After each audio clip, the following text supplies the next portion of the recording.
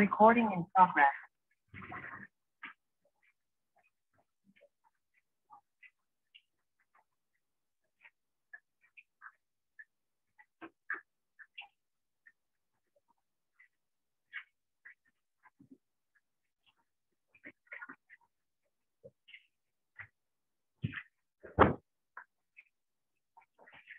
Assalamualaikum warahmatullahi wabarakatuh.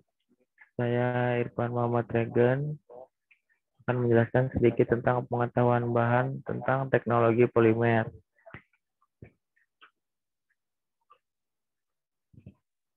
Sekilas tentang polimer. Polimer merupakan molekul raksasa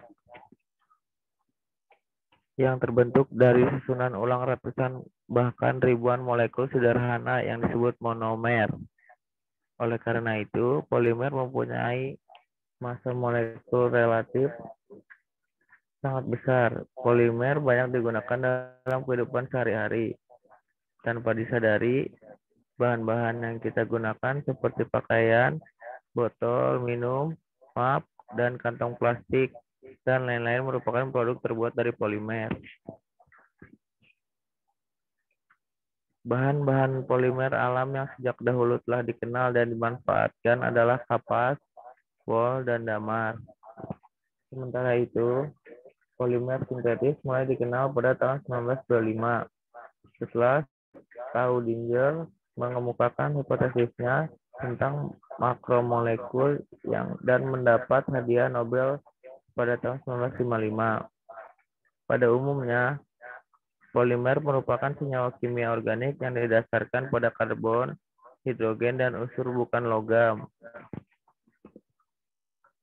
Sejarah polimer. Sejarah polimer. Kata polimer pertama kali digunakan oleh kimiawan Swedia Berzelius pada tahun 1933. Sepanjang abad 19, para ilmuwan bekerja dengan makromolekul tanpa memiliki suatu pengertian yang jelas mengenai strukturnya. Beberapa polimer alam yang termodifikasi telah dikomersilkan. Sebagai contoh, selulosa nitrat dipasarkan di bawah nama-nama seluloid dan gunsoton. Industri polimer berkembang diawali ketika Charles Goodyear dari Amerika Serikat berhasil mengemukakan vulkanisasi pada tahun 1839. Setelah itu, berbagai modifikasi polimer pada mulai berkembang seperti modifikasi selulosa dengan asam nitrat pada tahun 1980. Ditemukan damar fenolik tahun 1907. Polifenol etena atau polistirena pada tahun 1930. Polietena atau polietilena tahun 1933. Sifat-sifat polimer. Mudah diolah untuk berbagai macam produk pada suhu rendah dengan biaya murah. Ringan, maksudnya rasio bobot atau volumenya kecil. Tahan korosi, bersifat isolator, berguna untuk bahan komponen khusus karena sifatnya yang elastis dan plastis. Berat molekulnya besar hingga kestabilan dimensinya tinggi. Manfaat polimer. Polimer merupakan salah satu bahan teknik yang penting untuk keperluan konsultasi atau suku cadang. Di samping bahan konvensional lainnya seperti bahan logam dan keramik sebagai polimer komoditas, yaitu bahan polimer yang digunakan pada pembuatan barang keperluan konsumen. Misalnya untuk peralatan rumah, tangga, mainan, alat kantor, dan sebagainya. Dampak polimer. Sebagaimana yang diketahui, plastik yang mulai digunakan sekitar 50 tahun yang silam, ini telah menjadi barang yang tidak terpisahkan dalam kehidupan manusia. Diperkirakan ada 500 juta sampai 1 miliar kantong plastik digunakan penduduk dunia dalam 1 tahun. Ini berarti sekitar 1 juta kantong plastik per menit. Untuk membuatnya, diperlukan 2 juta barel minyak per tahun dan 14 juta pohon ditebang. Contoh bahan pelembut yang dapat menimbulkan masalah pada DH. Berdasarkan penelitian di Amerika Serikat, plastik PVC yang digunakan bahan pembalut pH dapat mengkontaminasi makanan dengan mengeluarkan bahan pembalut ini ke dalam makanan.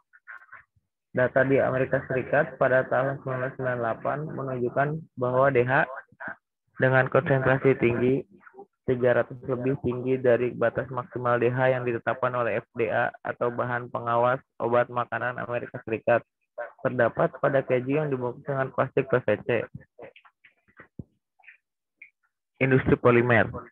Berabad-abad yang lalu, manusia sudah menggunakan polimer dalam bentuk minyak, aspal, damar, dan permen karet. Tapi industri polimer modern baru dimulai berkembang pada masa revolusi industri di akhir 1830-an.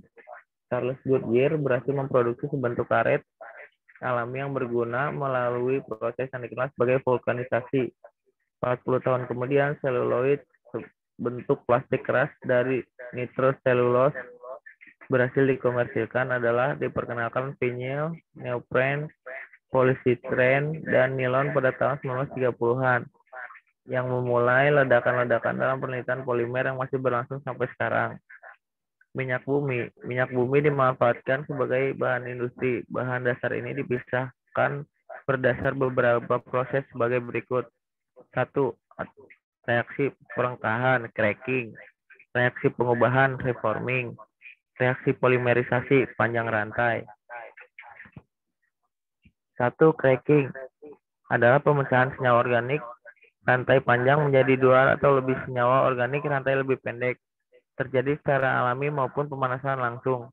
Contoh, proses cracking atau alkilasi penting untuk minyak bumi dalam mencari senyawa yang lebih dibutuhkan oleh konsumen.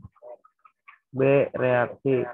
Reaksi pengubahan adalah reaksi dari bahan petroleum menjadi bahan dasar industri dengan pemanfaatan bahan yang murah menjadi material yang dibutuhkan sehingga bernilai ekonomis.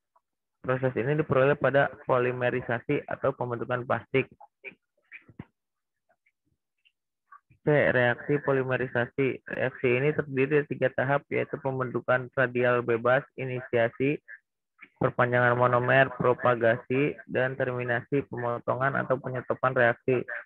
Pembentukan cabang dalam proses polimerisasi menyebabkan 3 bentuk struktur, yaitu struktur beraturan isotaktik, struktur tak beraturan ataktik, campuran simbiotaktik.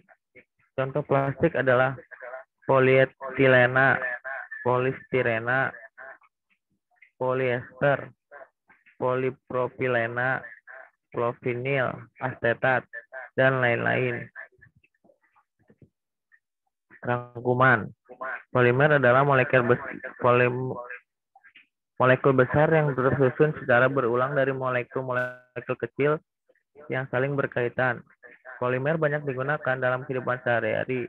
Tanpa disadari, bahan-bahan yang kita gunakan seperti pakaian, botol minum, plastik, dan lain-lain terbuat dari polimer. Bahan-bahan polimer alam yang sejak dahulu telah dikenal dan dimanfaatkan adalah kapas, wol, damar. Polimer sintetis mulai dikenal pada tahun 1925 dan setelah hipotesis makromolekul yang dikemukakan oleh Staudinger mendapat hadiah Nobel pada tahun 1955, teknologi polimer mulai berkembang pesat. Salah satu contoh dalam dunia industri pipa distribusi air dan gas. Bahan baja, besi, tembaga, dan keramik telah digantikan oleh polipropilena dan polivinil klorida yang lebih murah dan mudah diperoleh. Terima kasih. Sekian dari saya, Irfan Muhammad Regen, tentang teknologi polimer. Wassalamualaikum warahmatullahi wabarakatuh.